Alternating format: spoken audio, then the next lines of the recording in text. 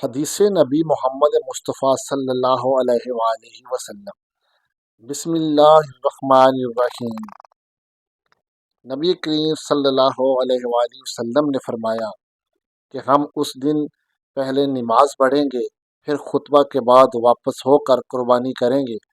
جس نے اس طرح کیا اس نے ہماری سنت کے مطابق عمل کیا، اور جس نے نماز سے پہلے قربانی کی تو اس کا ذبح گوشت کا جانور ہے جسے وہ گھر والوں کے لیے لایا ہے، قربانی سے اس کا کوئی بھی تعلق نہیں۔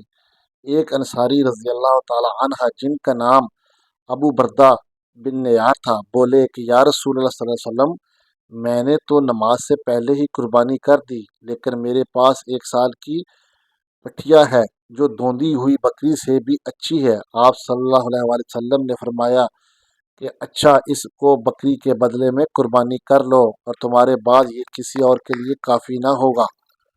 پیارے دوستوں، مزید اس طرح کی ویڈیوز دیکھنے کے لیے چینل کو سبسکرائب اور ویڈیو کو لائک کر لیں۔